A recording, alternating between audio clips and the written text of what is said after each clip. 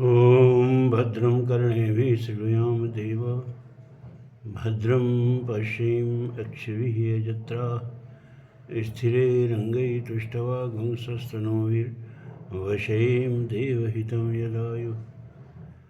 ॐ स्वस्ति नः इन्द्रो वृद्धश्रवाः स्वस्ति नः पूषा विश्ववेदाः स्वस्ति नस्तारक्ष्यो अरिष्टनेमिः स्वस्ति नः बृहस्पतिर्दधात्।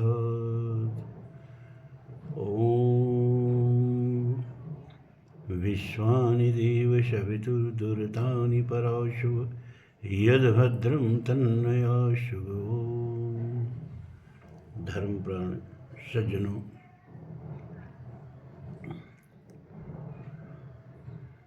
प्रश्नोपनिषद का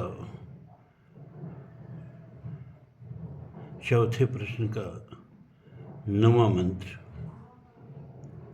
ऐसा ही दृष्टा स्पष्टा श्रोता घ्राता रसयिता मनता बोद्धा कर्ता विज्ञानात्मा पुरुषः स परे अक्षर आत्मनि संप्रतिष्ठते।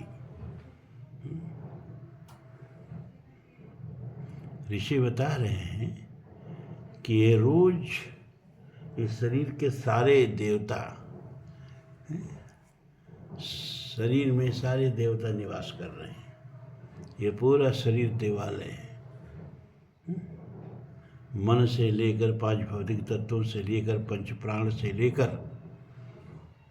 5 ज्ञानेंद्रियां 5 कर्मेंद्रियां, ये सब के देवता हैं।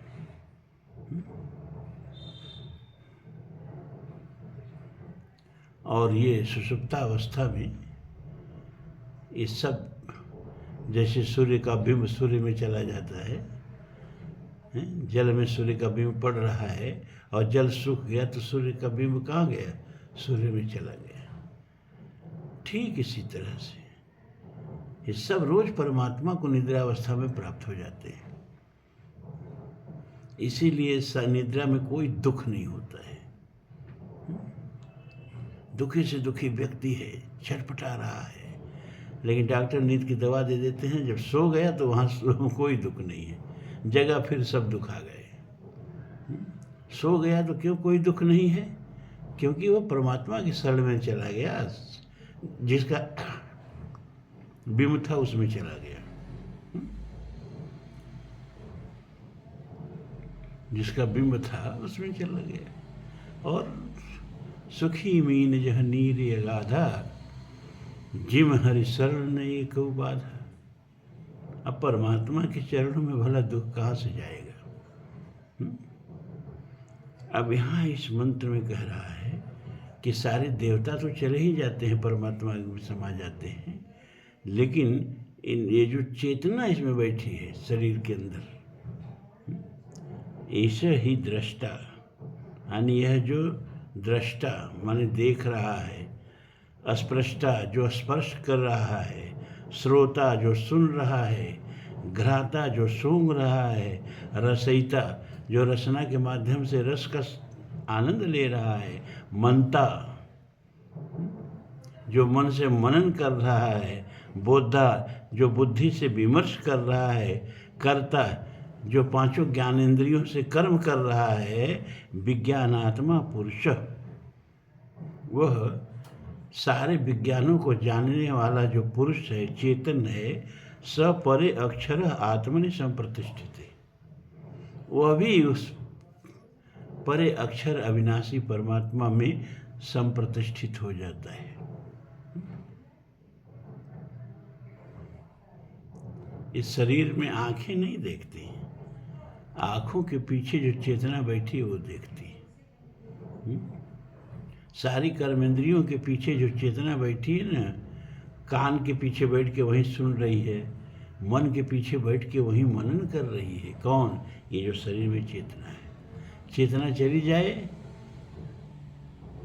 शरीर रहेगा, कोई काम नहीं करेगा। ये मनसा न मनते ये नाहुर मनोमतम तदेव ब्रह्मम तुम विद्धि नेदम यदि उपासते। कितना आसान है ब्रह्म को पकड़ लेना। क्या भैया? अरे भीतर बैठ के सब काम वही कर रहा है। ये जो चेतना है यही ब्रह्म है।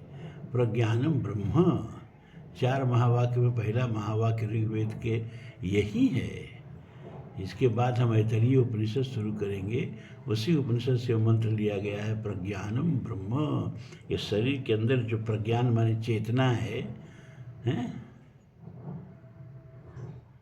संवेदन शक्ति जो है वही ब्रह्म है। अब वो पार्थिव नहीं है, मैटर से बनी हुई नहीं है। और जो चीज़ मैटर से नहीं बनी उसे विज्ञान पकड़ नहीं सकता है। इतना आप अच्छी तरह जान लीजिए। अरे विज्ञान तो डार्क एनर्जी और डार्क मैटर तक को नहीं आज तक पकड़ पाया। उसकी उपस्थिति को अनुभव कर रहा है।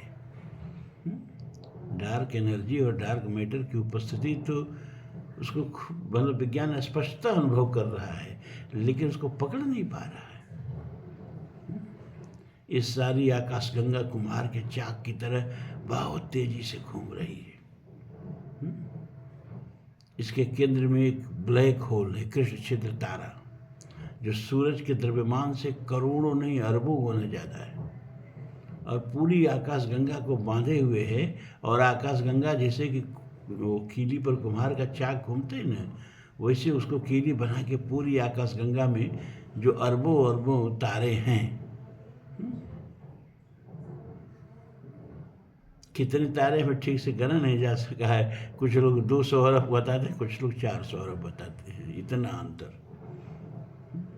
तो अरबों अरबों तारे जो हैं वो वेग से, हमारा सूरज ही 8 लाख किलोमीटर प्रति घंटा के वेग से आकाशगंगा के केंद्र का चक्कर लगा रहा है। 220 किलोमीटर प्रति सेकंड के रफ्तार से चक्कर लगा रहा है।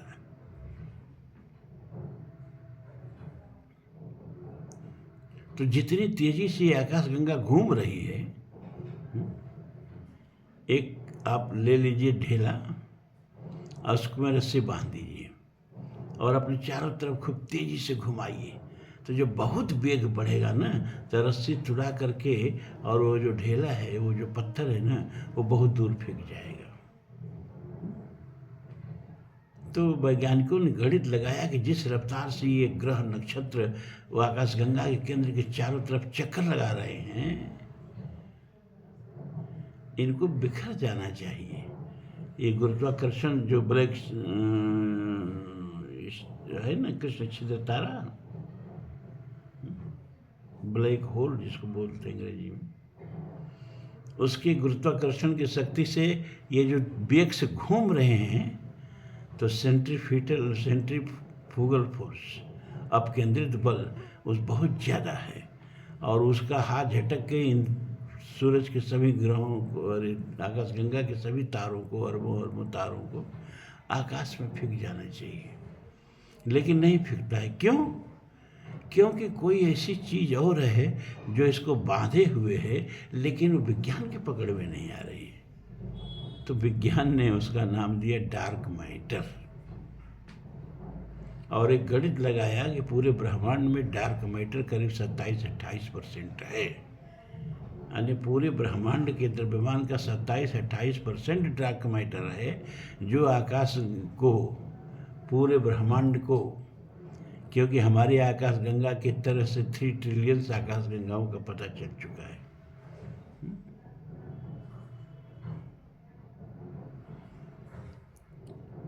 और सारी आकाशगंगाएं इतनी तेजी से घूम रही कि उनके तारों को इस अंतरिक्ष में बिखर जाना चाहिए, नहीं बिखरती हैं। क्यों?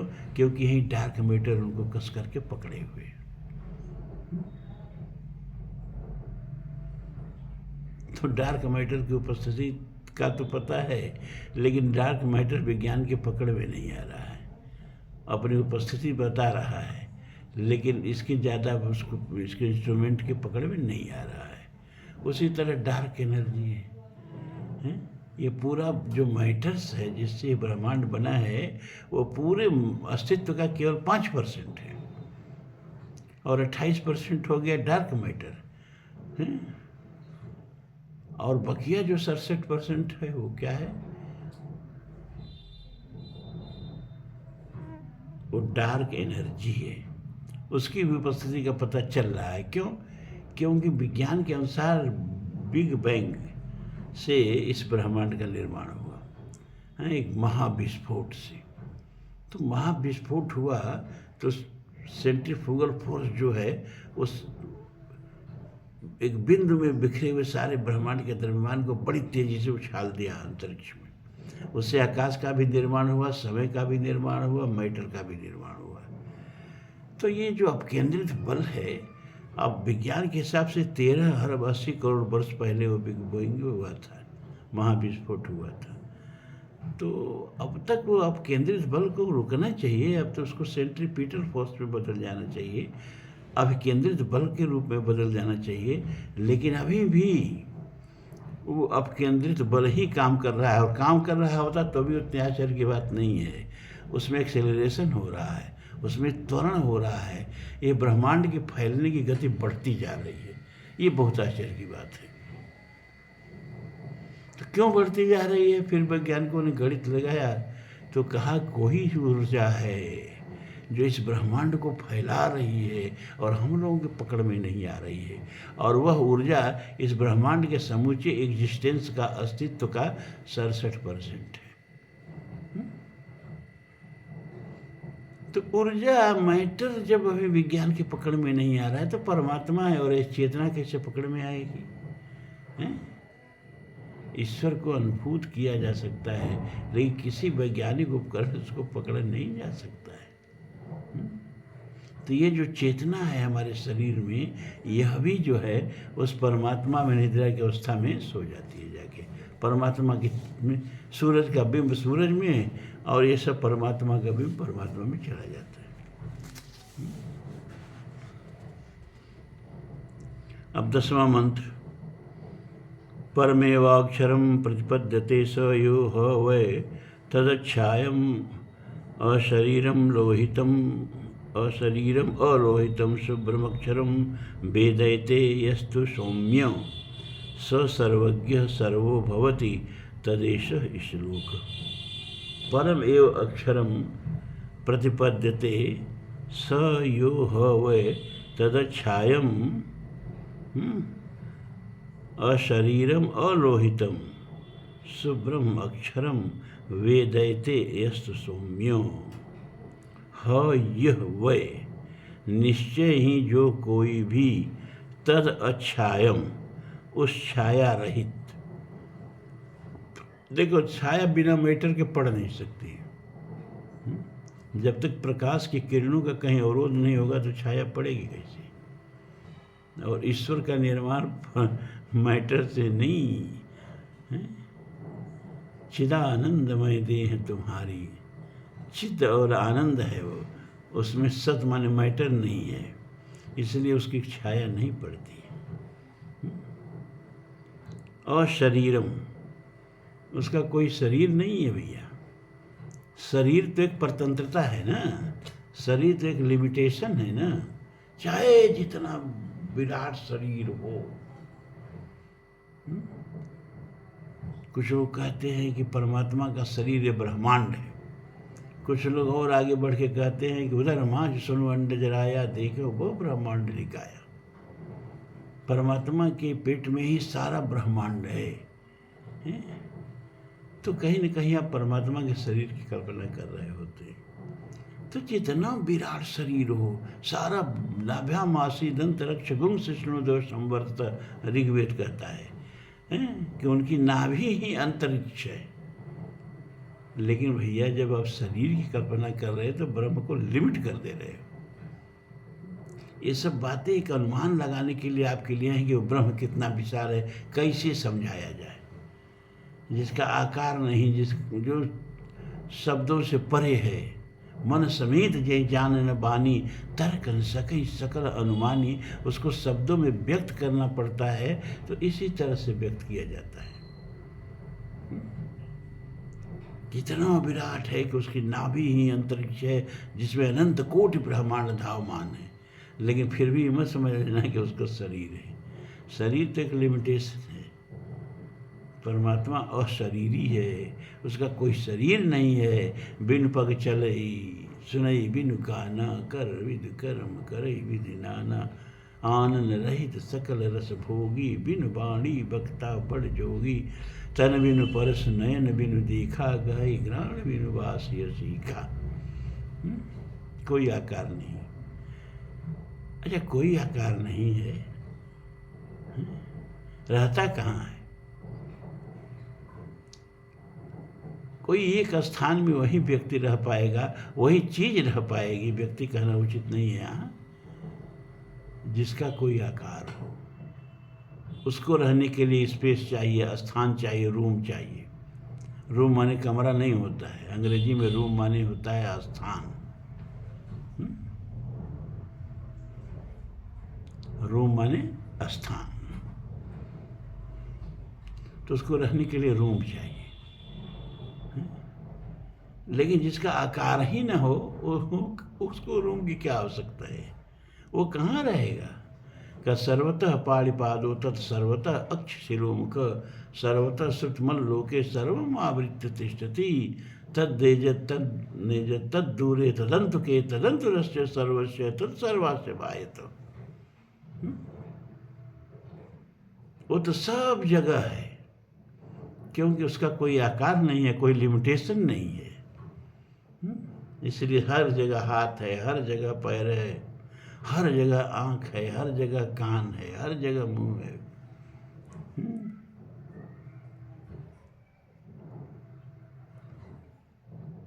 और जो लोग कहते हैं कि हम निराकार की उपासना करते हैं,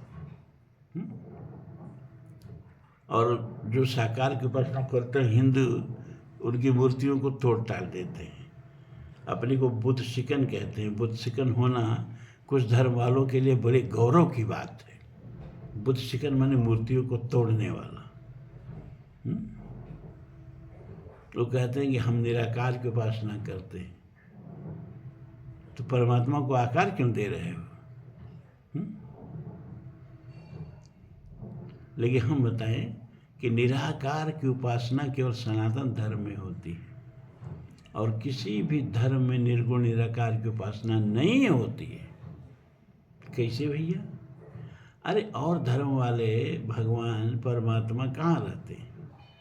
किसी धर्म का नाम मैं नहीं लूँगा, केवल संकेत मात्र से बात होगी। और धर्मों के परमात्मा कहाँ रहते हैं? क्या कोई कहता है कि हेवन में रहते हैं, कोई कहता है सातवां आसमान में रहते हैं।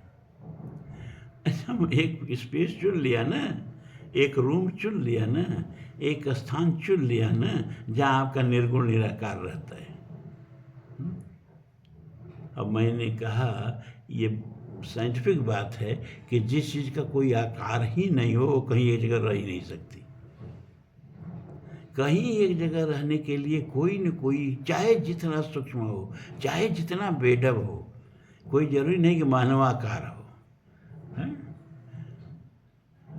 गोल मटोल चाहे किसी बेढब आकार हो, लेकिन जब तक कोई आकार नहीं रहेगा, कोई व्यक्ति, कोई भी चीज किसी स्थान में कैसे रहेगी भाई? किसी स्थान में वो है, इसका मतलब ये है कि उसका आकार है, और आकार है तो आयतन है, और आयतन है तो बिना द्रव्यमान के आयतन हो नहीं सकता, चाहे वो जितना सूक्ष्म द्रव्यमान हो, वो परमाणु से भी सूक्ष्म हो, वो इलेक्ट्रॉन प्रोटॉन न्यूट्रॉन से भी सूक्ष्म हो, वो क्वार्क से भी सूक्ष्म हो, वो स्ट्रिंग थियरी से भी सूक्ष्म हो, स्ट्रिंग से भी सूक्ष्म हो, लेकिन बिना द्रव्यमान के आयतन बन नहीं सकता। तो जो परमात्मा एक स्थान विशेष में रह रहे हैं, अनंत ब्रह्मांड के किसी एक कोने में रह रहे हैं, उनका एक लिमिटेशन है, चाहे वो जितना बड़ा आकार हो, लेकिन एक सीमा है। क्यों? क्योंकि 1/7 में रहते हैं, वहीं पूरा 6/7 बचा हुआ है। वो एक स्थान विशेष में है, तो एक आकार में है, एक द्रव्यमान में है, लेकिन हमारा परमात्मा कहीं ऐसी रहता भी नहीं रहता, हम समझाएंगे इसको। अभी नहीं रहता है निर्गुण। हमारा निर्गुण ब्रह्म कहाँ है, कहाँ रहता है? कहीं नहीं, सब जगह रहता है। मनु शत्रुपा जब तपस्या कर रहे हैं निर्गुण निराकार ब्रह्म के दर्शन के लिए, तो निर्गुण निराकार ब्रह्म कहाँ से आते हैं? कैलाश से आते हैं कि क्षीर सागर से आते हैं कि बैकुंठ से आते हैं? कहाँ से आते हैं? उस प्रकरण को ध्यान से आपने देखा? भगत बछल प्रभु कृपा निधाना, विश्ववास प्रगटे भगवाना। विश्ववास किसी जगह नहीं, सब जगह सर्वत्र व्याप्त। ईशावासमिदं सर्वं यत्किंचन जगत्याम जगत, तेन तक्तेन भुंजीथा मा गिद्ध कस्यचिद्धनम्। ईशावास्यम इदम सर्वम, ये कण कण जो है ईश्वर ही है। सर्वतः पाणिपादो तत्, क्योंकि उसका कोई आकार नहीं तो सर्वत्र विद्यमान है। तो फिर आकार क्यों आ गया? फिर उसको वैकुंठवासी क्यों बता दिया जाता है? कैलाशवासी क्यों बता दिया है? कैलाश के निवासी नमो बार बार हूँ क्यों कहा जाता है? याते रुद्र शिवा तनुर्घोरा पापकासिनी, तया नस्तनुवा संत मया गिरि गिरि संताभिषाकशील। गिरि संताभिषाकशील, पर्वत पर रहने वाले शिव कल्याण करें, क्यों कहा जाता है? ये निर्गुण निराकार है तो फिर वैकुंठवासी क्यों, क्षीरवासी क्यों, कैलाशवासी क्यों? इसका यही तो भारतीय संस्कृति और सनातन धर्म की विशेषता है, जो और किसी धर्म में ये विशेषता नहीं पाई जाती है। जब भगवान राम रावण का वध करके अयोध्या में आते हैं तो सारे देवराज इंद्र और भगवान शिव, नारद, सारे ऋषि महर्षि देवगण गंधर्व सब परमात्मा की स्तुति करते हैं। ऋषि मुनि सब, और देवता जो हैं सिंहासनासीन प्रभु को देख करके दुंदुभी बजाते हैं, उत्सव मनाते हैं। तो एक व्यक्ति ने देवताओं को पकड़ के पूछा कि अरे भाई, इतना नाच गान क्यों हो रहा है? कौन सी खुशी मिल गई, क्या उपलब्धि हो गई कि इतना उत्सव मना रहे हो आप लोग? देवताओं ने कहा, देख नहीं रहे हो सिंहासन पर कौन बैठा है? उस व्यक्ति ने पूछा, कौन बैठा है? का त्रिभुवन राई, तीनों लोग के मालिक बैठे, तीनों लोग के मालिक। भू भुव स्व, पृथ्वी लोक का मतलब एक छोटी सी 13,000 किलोमीटर व्यास की पृथ्वी नहीं, ब्रह्मांड में जितने भी मैटर है उसको भू कहा गया। और भुव अंतरिक्ष जिसमें मैटर तैर रहे हैं, स्व आदित्य लोक, देवलोक, ये तीनों लोगों का जो स्वामी है वो सिंहासन पर बैठा है। सिंहासन पर त्रिभुवन राई तीनों लोक का स्वामी सिंहासन पर बैठा है। आज देख सुरन दुंदुभी बजाई, तो देवता लोग खूब खुश होकर नाच रहे। उस व्यक्ति ने कहा, यार ठहरो न भाई, ये बताओ कि ये किस सिंहासन पर बैठे हैं? अयोध्या के सिंहासन पर बैठे हैं। अयोध्या कहाँ है?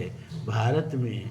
भारत कहाँ है? एशिया में। एशिया कहाँ है? दुनिया में, पृथ्वी पर। और पृथ्वी से ब्रह्मांड में कहाँ है? कहाँ इसका अस्तित्व है? तो जो तीनों लोग के सिंहासन पर बैठता है वो इतने छोटे से सिंहासन पर आके बैठ गया, तो ये अवनति है, ये उन्नति है? परमात्मा की डिमोशन पर इतना नाच गा रहे हो भाई, तुम इतना खुशी मना रहे हो, ये कोई प्रमोशन तो है नहीं परमात्मा का। देवताओं ने कहा, अरे समझो भैया समझो, क्या कि जब ये परमात्मा तीनों लोक के सिंहासन पर बैठा था तो रावण हम लोगों की सब दुर्गति कर रहा था। और ये तीनों लोक के सिंहासन पर बैठे परमात्मा तक हम लोगों की पीड़ा, हम लोगों की पुकार पहुंच ही नहीं पा रही थी। लेकिन जब हम लोगों की आर्तनाद को ये सुना और निर्गुण से सगुण हुआ, तब जाके हम लोगों का दुख दूर हुआ। तो निर्गुण और ब्रह्म जो है वो आम का वृक्ष समझ लो, और ये सगुण ब्रह्म जो है वो आम का पका हुआ फल, उस पर लगा हुआ, वृक्ष पर लगा हुआ आम का पका हुआ फल। अब ये फल किसके आश्रित है? वृक्ष के आश्रित है। लेकिन आपको उस वृक्ष में क्या रस है, उसका आस्वाद लेना है तो पूरा वृक्ष खाएंगे नहीं, फल खाएंगे और कहेंगे अरे ये पेड़ का फल बहुत मीठा है। तो निर्गुण ब्रह्म जो है वह आम के वृक्ष की तरह से है, और सगुण ब्रह्म जो है वो उसका पका हुआ फल है। हमारे दुख, हमारी पीड़ा ये सगुण ब्रह्म सुनता है, निर्गुण ब्रह्म नहीं सुनता है। इसलिए हम लोग इतना उत्सव मना रहे हैं, क्योंकि हम लोगों की पीड़ा को देख करके ये निर्गुण ब्रह्म सगुण हो गया। तो भारतीय सनातन धर्म की यही विशेषता है क्या, कि हमारा ब्रह्म निर्गुण भी है, हमारा ब्रह्म सगुण भी है। अगुण अरूप अलख अज जोई, अब भगत प्रेम बस सगुण भय सोई। सगुण मानना पड़ता है उसको। भक्तों के लिए सो केवल भक्तन हित लागी, केवल भक्तों के मनोरंजन के लिए, आह्लादन के लिए उसको रूप वाला बनना पड़ता है, गुण वाला बनना पड़ता है, नाम वाला बनना पड़ता है, धाम वाला बनना पड़ता है, साधन चतुष्टय वाला बनना पड़ता है। तो मंत्र कह रहा है परमे वाक्षरम प्रतिपद्यते स यो वै तद अच्छायम, उसकी कोई छाया नहीं, क्योंकि वह द्रव्यमानों से बना ही नहीं है। और शरीरम, उसका कोई शरीर नहीं है, अनंत है, और अनंत का कोई आकार नहीं होता है, अनंत का कोई स्थान नहीं होता है, अनंत का कोई शरीर नहीं होता है। अलोहितम, और उसका कोई रंग नहीं होता है, लाल पीला हरा नीला कुछ नहीं है। सब रंग उसी के हैं, कोई रंग नहीं है उसका। सब रूप सदा सब हो ही न सो, ये परमात्मा की विशेषता है, हमारे परमात्मा की विशेषता है। शुभ्रम, पवित्र है, अक्षरम, अविनाशी है। और जो इस पुरुष को वेदयते जानता है, हे सौम्य स सर्वज्ञ सर्वो भवति, वह सर्वज्ञ और सर्वरूप हो जाता है। तत एषः श्लोक, इसके विषय में अगला श्लोक है, अगला मंत्र है? क्या मंत्र है?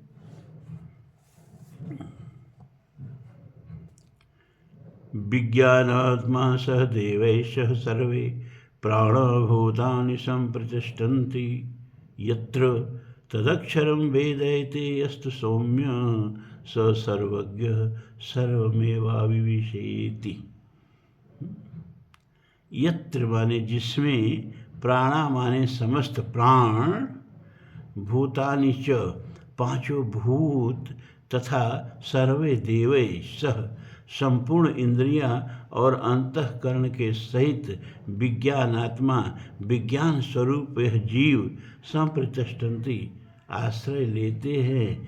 हे प्रिय, तद अक्षरम, उस अविनाशी परमात्मा को यह तो वेदयते, जो कोई जान लेता है, सह सर्वज्ञ, वह सर्वज्ञ है।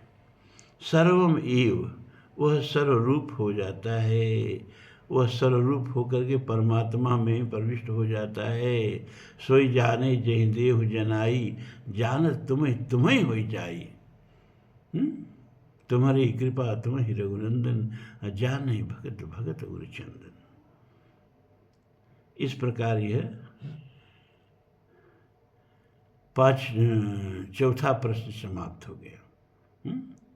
कि विज्ञानात्मा सह देवैश्च सर्वे प्राणा भूतानि संप्रतिष्ठन्ति यत्र तदक्षरम वेदैते यस्तु सौम्य। यानी विज्ञानात्मा, सब कुछ जानने वाला ये जो आत्मा है, जो चित्त शक्ति है शरीर के भीतर, सह देवैश्च सर्वे, ये अपने समूचे अधीनस्थ देवताओं के, इस शरीर का मालिक कौन है? ये चेतना। और इस चेतना के एक अपना साम्राज्य है। ये पूरा शरीर जो है ये इस चेतना का राज्य है, भौगोलिक सीमा है इसकी। और इसमें प्रजा रहती है। क्या प्रजा रहती है? 5 ज्ञानेंद्रियाँ और उनके देवता, 5 कर्मेंद्रियाँ और उनके देवता, 5 प्राण और उनके देवता, 5 भौतिक तत्व और उनके देवता। ये सब इस चेतना की प्रजा है। अपनी समूची प्रजा को लेकर के संप्रतिष्ठन्ति यत्र, जो परमात्मा में समाहित हो जाती है चेतना, तदक्षरम वेदैते यस्तु सौम्य। और उस परमात्मा को जो जीवात्मा जान लेती है वह सर्वज्ञ हो जाती है और पूरी तरह से जानत तुम्हें हो जाइए। ब्रह्म वेद ब्रह्मयो भवति, वेद कहता है ब्रह्म को जानना ब्रह्म हो जाना। कबीर कितने सुंदर उदाहरण कबीर देते हैं कि हेरत हेरत हे सखी, गया कबीर हेराय, अब बूद समानी समुद्र में अब कत हेरी जाए।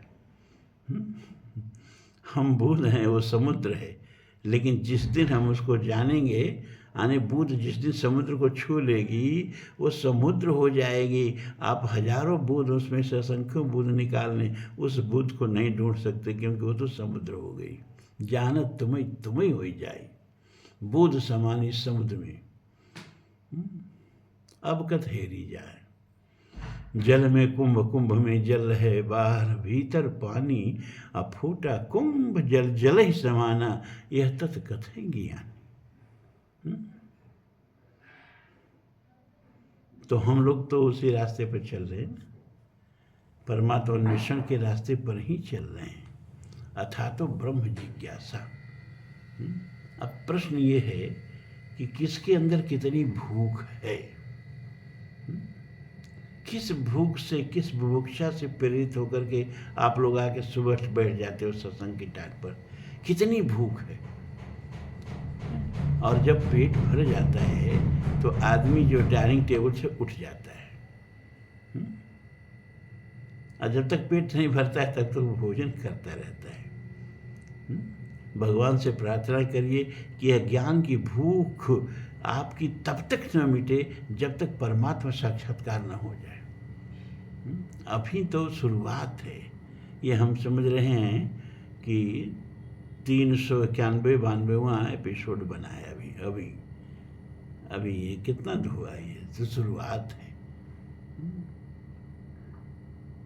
और मन में तो है कि इतना बन जाए कि सब कुछ द्वादश उपनिषदों के साथ, पातंजलि योग शास्त्र के साथ, हैं पुराणों के ज्ञान के साथ, महाभारत की कथा के साथ, और मन में तो है उतना परमात्मा आयु देंगे कि नहीं देंगे कि वेद के मुख्य सूक्त, पूरा वेद तो इतना तो भगवान करे नहीं, तुम बहुत चालाक होते जा रहे हो, संकल्प बढ़ाते जा रहे हो, ये नहीं चलेगा। तो वेद के जो प्रमुख सूक्त हैं उनको भी आपको समझा दे, ताकि आप वेद अरे कैसे हिंदू हो आप हैं कि अपने मूल ग्रंथ को नहीं जानते हो। उपनिषद जो नहीं जानता है, गीता जो नहीं जानता है, वेद जो नहीं जानता है, ब्रह्मसूत्र जो नहीं जानता है, आपने का हिंदू कहने का उसको अधिकार नहीं है। तो हम यही मनाएंगे, आप लोगों की भूख शांत न हो तब तक, जब तक मिल न जाए परमात्मा। मिटने मत दीजिएगा इस भूख को। आप लोगों का, हमारी कोई विशेषता नहीं है, ये आप लोगों का सौभाग्य है जो हमको बाध्य करके और आप लोगों को उपनिषद सुनाने के लिए प्रेरित कर रहा है। वरना ये विद्या हमारे ही साथ चली जाती, कोई सुनने वाला नहीं है, कोई सुनने वाला नहीं। आप लोग देखिए घोर कलिकाल में, ये बहुत आश्चर्य की बात है, ये कितना कठिन विषय है। मुझे समझा रहा हूँ, मेरा दिमाग चक्कर करने लगता है। आप लोगों पर क्या बीतती होगी, फिर भी आप लोग दूसरे दिन आते हैं, ये बहुत बड़ी बात है। ये आप लोगों का सौभाग्य है। इस सौभाग्य को मिटने मत दीजिएगा। ये ब्रह्म ज्ञान की जो भूख जगी है ना, इसको समाप्त मत होने दीजिएगा, है? आज इतना ही।